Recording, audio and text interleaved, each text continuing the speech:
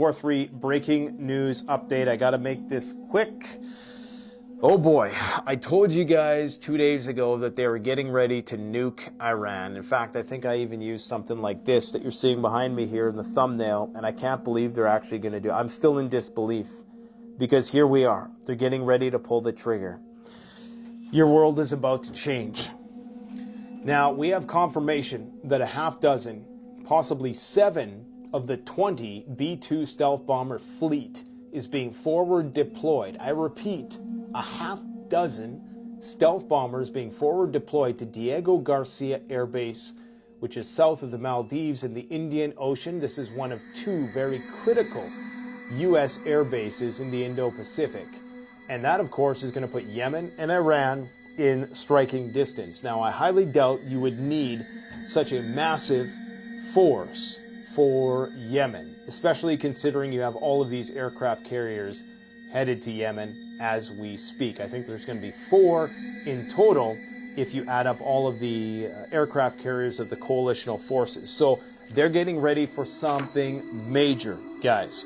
Now, in order to do Iran, you either need tactical nuclear weapons or you need massive ordnance penetrator bombs that can only be deployed on these big bombers, all right?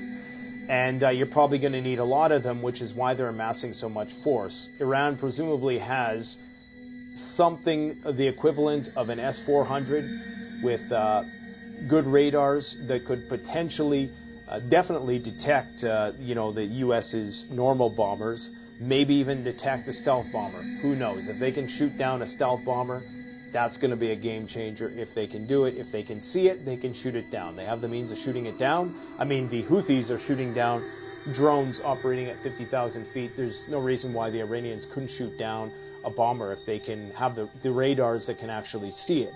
Maybe they do. We're not going to know until it actually goes down. But never before have the stars been aligned for the neocons in such a way to do Iran, and they probably never will be for years, decades, if ever again, in the way that they are right now.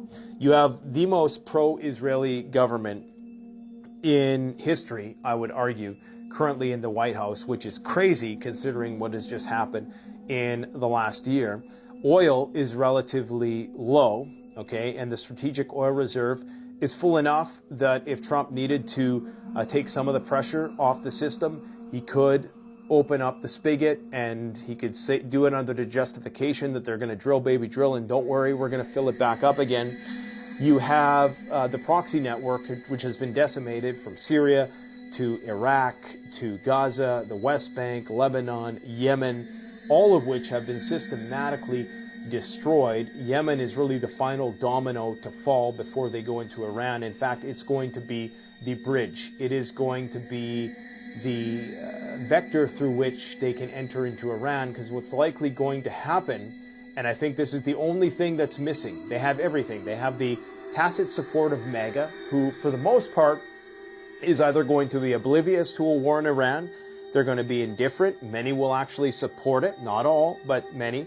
I think you're going to have some libertarian, non-interventionist purists who are going to rail against the idea, but, they'll be placated by whatever type of domestic fiasco unfolds. And in the very least, what they can do is throw out or hope for some more Disneyland race baiting fiasco, culture war, dealio, possibly, sprinkle some Epstein files in there and JFK and drones in Fort Knox, and they'll be able to distract people. There never has been a better time for them to attack Iran, and you can bet that they're going to seize on this opportunity.